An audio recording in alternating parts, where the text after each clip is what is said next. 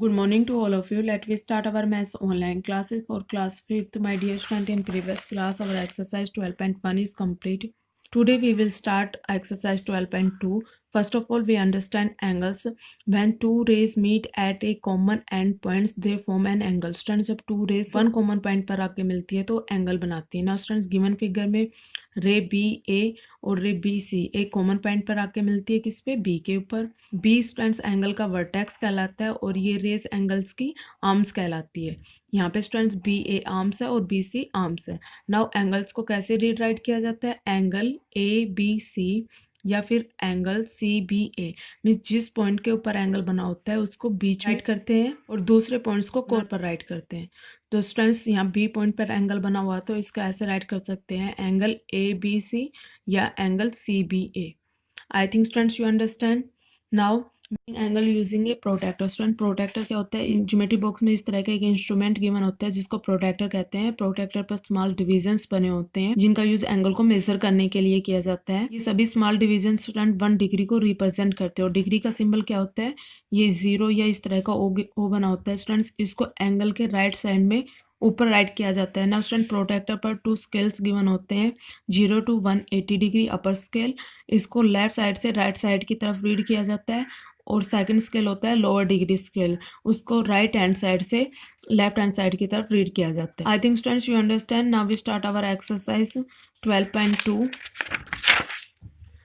Question number first, look at the figure and fill in the blank. Student question number first में हमें एक figure given है, इसकी help से हमें गिवन बॉक्सेस को फिल करना है. Now part A, the arm of an angle are dash and dash. Students इस एंगल की आर्म्स क्या है, एम एल और M N. M L M N, क्योंकि स्टूडेंट्स यहाँ पे टू रेज किस पॉइंट पे आके मिलती है, एम के ऊपर. तो मीन्स एम एंगल का वर्टेक्स है और एम एल और एम एन एंगल की रेज है. Students be the vertex of an angle is, vertex क्या students, M. The name of the angle, students angle का नेम क्या होगा, एंगल एल एम एन या angle N M L. Mister जिस point के ऊपर एंगल बना हुआ है उसको बीच में राइट करना है और कॉर्नर्स पे 2 पॉइंट्स को राइट करना है. Student question number second, measure the following angle. Student angle को कैसे मेज करेंगे, प्रोटेक्टर की हेल्प से. पहले स्टूडेंट गिवन एंगल्स के नेम राइट करेंगे, ए बी और सी. ये नेम्स आप अपनी तरफ से कुछ भी राइट कर सकते हैं. नाउ प्रोटेक्टर के हेल्प से एंगल को मेजर करेंगे. स्टूडेंट प्रोटेक्टर के सेंटर को एंगल की बेस लाइन के ऊपर इस तरह से रख देंगे. नाउ स्टूडेंट बी सी रे पे क्या है, 0 डिग्री. अब लोअर स्केल को सेकंड रे की तरफ रीड करना है 60 डिग्री. मींस स्टूडेंट यहाँ पे गिवन एंगल कितने डिग्री का है, 60 डिग्री का. Now angle A B C is equal to 60 degree. Same as student now we do part B. Students पहले इनको नेम राइट करेंगे, ए बी सी. स्टूडेंट्स आप अपनी तरफ से इनका कुछ भी नेम राइट कर सकते हैं. नाउ प्रोटेक्टर के सेंटर को बेस लाइन के ऊपर इस तरह से रखेंगे. Now student B C line कहाँ से स्टार्ट हो रही है, 0 डिग्री से और सेकंड रे आती है 90 डिग्री पे. मिस स्टूडेंट्स पार्ट बी में गिवन एंगल कितने डिग्री का है, angle A B C is equal to 90 degree का. Same as student part C, name write करेंगे ए बी सी. नाउ अब इनको मेजर करेंगे 70 degree. Miss student part C में गिवन एंगल कितने डिग्री का है, angle A B C is equal to 70 degree. I think students you understand how to measure an angle with the help of protractor. Now question number third, measuring and find the greatest angle in each pair. Student question number third में each parts के अंदर 2 angles given है, इनको major करके greatest angle को find out करना है. Now student part इसके नेम राइट करेंगे. स्टूडेंट्स पहले ए बी सी और सेकंड के नेम्स अलग राइट करेंगे, L M N. Now students protractor की हेल्प से इनको मेजर करेंगे. फर्स्ट एंगल स्टूडेंट 80 डिग्री का and second angle students 90 degree का.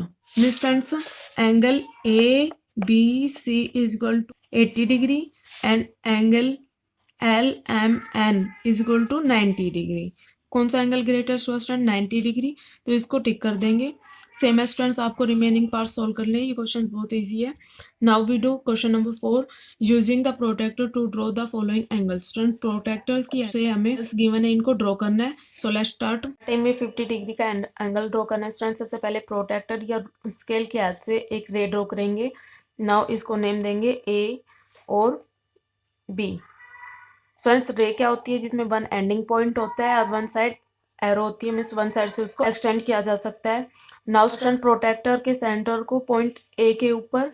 नाउ स्टूडेंट्स प्रोटेक्टर की लाइन 0 डिग्री ए बी रे से स्टार्ट, अब 50 डिग्री जहां तक पॉइंट पुट करेंगे। नाउ स्टूडेंट्स रूलर या प्रोटेक्टर की हेल्प से इस पॉइंट को स्ट्रेट पॉइंट ए से मिला देंगे। नाउ स्टूडेंट इस पॉइंट को नेम देंगे सी। So students, angle CAB is 50 degree. I think students you understand. Part D में 120 डिग्री का एक एंगल ड्रॉ करना है। सबसे पहले एक रे ड्रॉ करेंगे, इसको नेम देंगे students A and B. Now student protractor के सेंटर को पॉइंट ए के ऊपर रखेंगे। स्टूडेंट प्रोटेक्टर का lower scale ray A B पे 0 डिग्री से स्टार्ट होता है और लोअर स्केल को देखेंगे 120 डिग्री कहाँ आता है, यहाँ पे एक पॉइंट पुट कर देंगे। नाउ स्टूडेंट्स इस पॉइंट को पॉइंट ए से मिला देंगे। अब इसको एक नेम देंगे point C. So students 120 degree का एंगल कंप्लीट है। Now angle C A B is equal to 120 degree. I think students you understand. Part I में 117 डिग्री का एंगल ड्रॉ करना है। सबसे पहले एक रे ड्रॉ करेंगे students A B. Now student protractor के सेंटर को ए पॉइंट के ऊपर पुट करेंगे, मीन्स प्रोटेक्टर की बेस लाइन जो रे हमने ड्रॉ की थी उस पर एग्जिट होनी चाहिए। नाउ स्टूडेंट्स अब लोअर स्केल को रीड करेंगे 170 डिग्री का। स्टूडेंट्स इसमें 110 डिग्री गिवन है, आगे हमें कुछ सम डिविजन्स गिवन है, इनको रीड करेंगे 111, 12, 13, 14, 15, 16 एंड 17। नाउ स्टूडेंट्स यहाँ एक पॉइंट पुट करेंगे। अब इस पॉइंट को ए पॉइंट से देंगे स्टूडेंट्स और इस पॉइंट का नेम राइट कर देंगे सी। So students 117 degree angle is complete. Now angle CAB is equal to 117 degree. Students जिस पॉइंट के ऊपर एंगल बना होता है उसको हमेशा बीच में राइट करते हैं और कॉर्नर्स पे अदर पॉइंट्स के नेम राइट करते हैं। आई think students you understand, so you can easily complete your exercise 12.2। Thank you students, have a nice day. Students, a very healthy morning to all of you. Now we will start our video of class 5th English reader. In our last video, we have completed our reading part of chapter number 13, The Journey of Ice Cream, and now we will start our book exercise. So let's start. First, A part, choose the correct option. हमें क्या करने हैं, correct जो option है इनमें से 4 option given है, 1 option है वो हमारा करेक्ट है, सो उसको चूज करना है और उस पर टिक करना है। First, an ice cream cone is environment friendly because फिल्स up blank. जो एक आइसक्रीम का क्या है, एन आइसक्रीम कोन, एक आइसक्रीम का कोन क्या होता है, एनवायरमेंट के अनुकूल, क्योंकि क्या है उसमें it gets eaten up, it is healthy, it is tasty, it is conical in shape. तो आंसर होगा हमारा इट गेट्स ईटन अप, क्योंकि ये जो है आइसक्रीम कोन वो क्या करते हैं, हम उसको ईट करते हैं, उसको खाते हैं, इसलिए क्या है हमारा environment friendly. Second, people think ice cream was invented by the blank, Americans, Chinese, Italians, Indians। जो people थे वहाँ के, उसके कंट्री के, वो क्या सोचते हैं कि जो सबसे पहले आइसक्रीम वो बनाई गई थी, इन्वेंट की गई थी, आविष्कार किया गया था, किसके द्वारा, Chinese. Third is Marco Polo blank was a Chinese explorer. Second, disliked ice cream. C was an explorer who went to China. और D invented ice cream. तो हमारा आंसर है वो C है, was an explorer who went to China. वो एक खोज करता था और कहाँ गया था, मार्को पोलो चाइना गया था। Fourth, the first ice cream makers used snow to blank, freeze the ice cream, pack the ice cream, make the ice cream, flavor the ice cream। तो जो फर्स्ट आइसक्रीम मेकर थे वो जो snow है उसका use कैसे करते थे, किस लिए, पैक द आइसक्रीम। बी हमारा पार्ट है fill in this chart to show the process of making ice cream. जो हमारी ये क्या दी गई है, प्रोसेस दी गई है आइसक्रीम मेकिंग की। तो सबसे पहले जो हमारा है वो ये चार्ट गिवन है, इसमें हम क्या क्या प्रोसेसिंग करते हैं वन बाय वन। सबसे पहले जो हमारी सारी थिंग्स होती हैं, मिल्क, नट्स वगैरह, शुगर, उसको हम मिक्सिंग टैंक में क्या करते हैं, मिक्स करते हैं। उसके बाद हम पास्चराइजर करते हैं उसको। थर्ड पे हाई प्रेशर टैंक में उसको हीट करते हैं, फिर उसको फ्रीजर में रखते हैं। उसके बाद उसमें क्या करते हैं, फ्लेवर, जो हमारे फ्लेवर वगैरह होते हैं उसको ऐड करते हैं। और सबसे लास्ट में क्या करते हैं, हार्डनिंग रूम में रखते हैं उसको, जहाँ का जो टेम्परेचर है वो 0 डिग्री होता है। C part, write T for true and F for false statements. जो हमारे यहाँ पर क्वेश्चन गिवन है इन पर टिक करना है, राइट करना है, सॉरी, ट्रू के लिए टी और फॉल्स के लिए F. First is Alexander the great of Greece enjoyed ice with honey and nectar. जो कौन थे, ग्रीस के महान अलेक्जेंडर, उन्होंने जो आइस थी उसका आनंद लिया किसके साथ, हनी और नेक्टर के साथ, शहद और अमृत के साथ। तो हमारा ये क्या होगा, ट्रू होगा।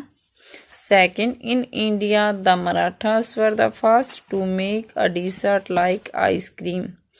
जो इंडिया में, भारत में मराठा थे वो पहले थे जिन्होंने आइसक्रीम जैसी क्या बनाई थी, मिठाई। तो ये हमारा क्या होगा, फॉल्स होगा, क्योंकि कौन थे वो, फर्स्ट मुगल थे।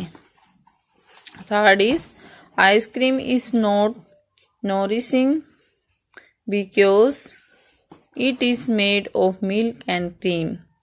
जो हमारी आइसक्रीम है वो पोषित नहीं होती क्योंकि है मिल्क और क्रीम से बनी हुई है। तो ये हमारा होगा रॉन्ग, फॉल्स होगा, क्योंकि ये हमारी क्या होती है, पोषित होती है। यहाँ पर जो नोट है वो रॉन्ग है। नेक्स्ट इज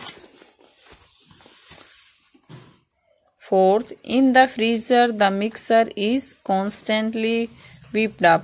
तो ये हमारा क्या होगा, ट्रू होगा। फिफ्थ है kingdom of China had 44 Iceman who made ice cream out of buffalo milk, flavour आएगा बेटा, यहाँ फ्लोर गलत दे रखे हैं, एंड कैंपर। तो ये हमारा होगा फॉल्स, क्योंकि उसके पास कितने थे, 94 थे, नोट 44। डी पार्ट है fill in the blanks with correct suitable words given in the help box. ये हेल्प बॉक्स है, इसके अंदर वर्ड्स गिवन है, इनकी हेल्प से हमें फिल करना है इनके अंदर। तो first is blank is a mixture of condensed milk, sugar and nuts flavoured with saffron. तो क्या है वो, कुल्फी। क्या आएगा हमारा यहाँ, kulfi is a mixer.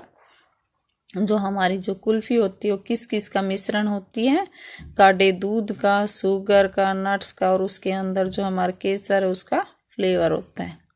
Second is the ice cream cone was invented in. जो सबसे पहले आइसक्रीम का कोन था वो कहाँ इन्वेंट किया गया था, अमेरिका में। When an ice cream seller ran out of containers. Third is after the flavoring is added, the ice cream is packed and moved quickly to a hardening room। जो सबसे लास्ट की प्रोसेस होती है वो क्या होती है, हार्डनिंग रूम में रखा जाता है उन पैकिंग को। Fourth, the Mughal emperors use to have snow brought down from the blank Himalayas. क्या आएगा हमारा, हिमालयाज। जो मुगल शासक थे वो स्नो कहाँ से लाते थे, हिमालय से। Fifth is blank travel to China in the 13th century. तो कौन थे वो? मार्को पोलो थे, जिन्होंने 13वीं शताब्दी में क्या की थी? ट्रैवल की थी चाइना की।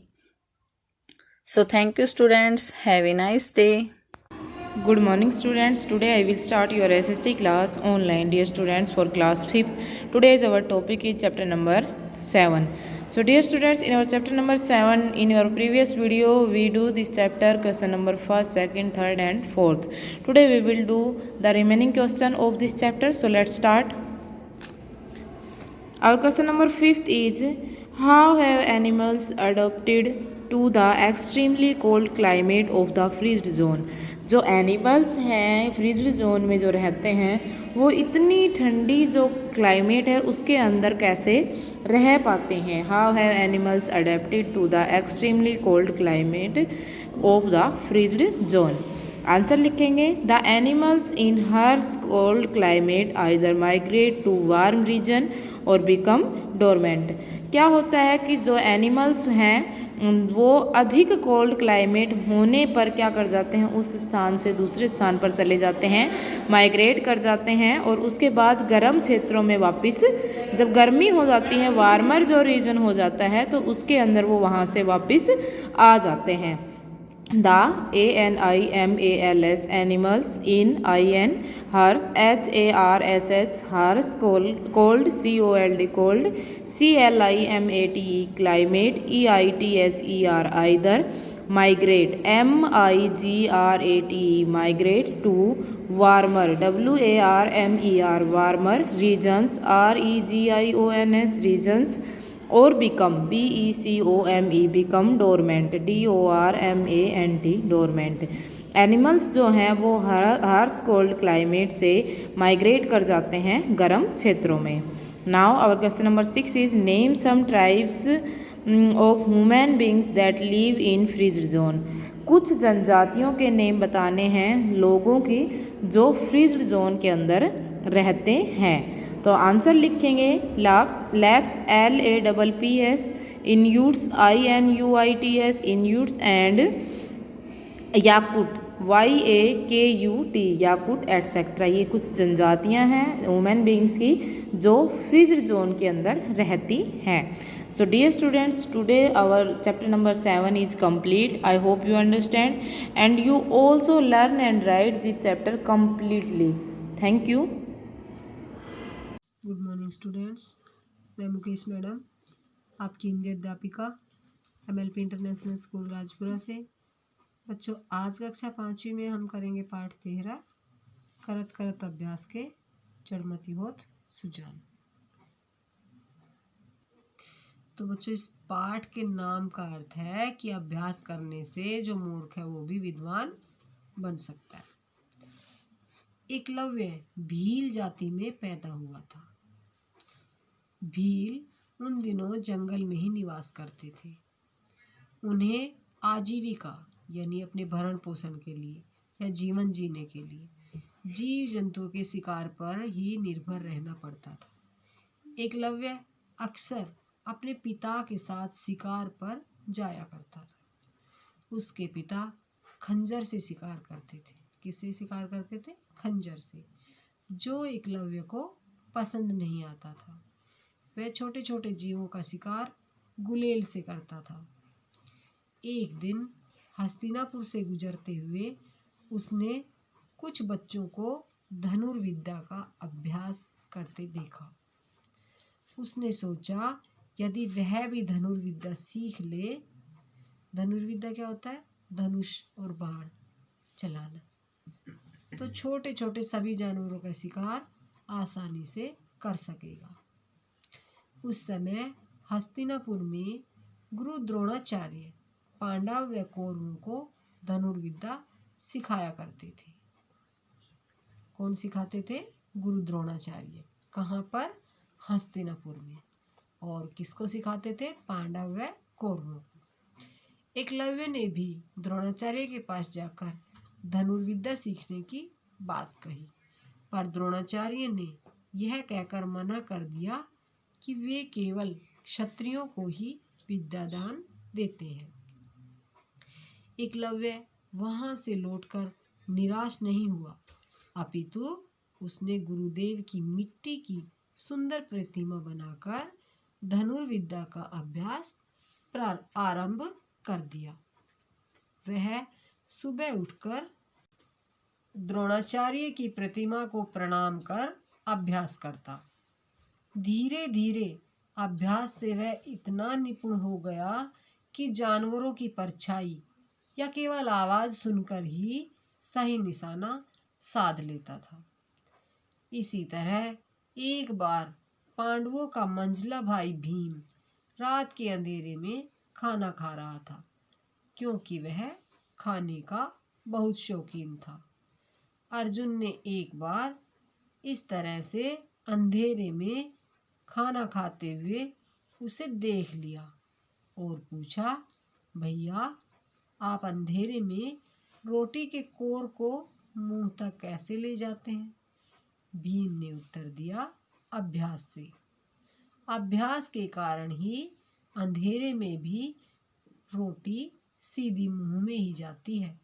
बस इसी से प्रेरणा लेकर अर्जुन ने रात में ही अभ्यास करना शुरू कर दिया।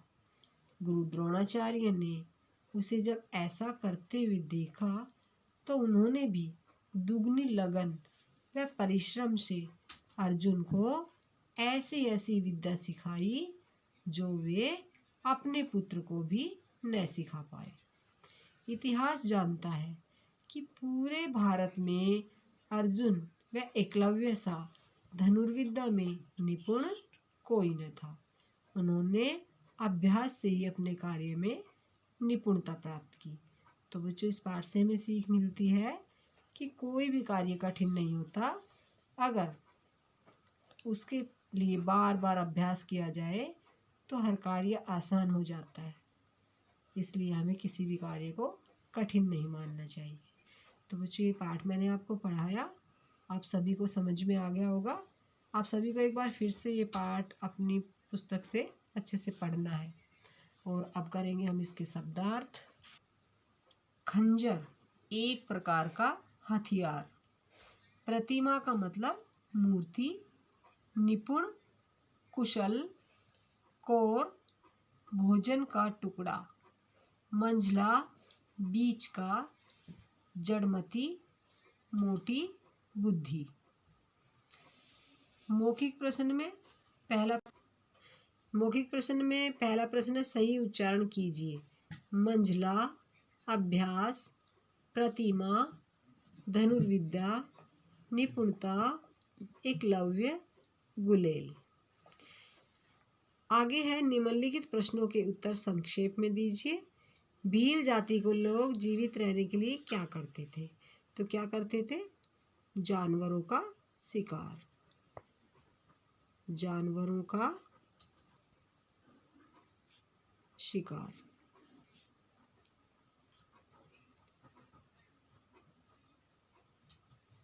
अगला प्रश्न है, भीम रात के अंधेरे में क्या कर रहा था? इसका उत्तर होगा खाना खा रहा था। खाना खा रहा था। एकलव्य के पिता किस हथियार से शिकार करते थे? इसका उत्तर होगा खंजर से। खंजर से। तो बच्चों, इस पाठ को आपको अपनी पुस्तक से अच्छे से ध्यान से फिर से पढ़ना है और शब्दार्थ और ये जो प्रश्न मैंने आपको कराए हैं इनको अपनी नोटबुक में सुंदर राइटिंग में लिखना है और याद करना है। तो बच्चों, कल फिर मिलते हैं, तब तक के लिए धन्यवाद। Good morning all of you. Today I will start your science class online. I am Sonal, your science teacher. Dear student, in our previous class we discussed question answer of chapter 6. Today we will do remaining question answer. So let's start.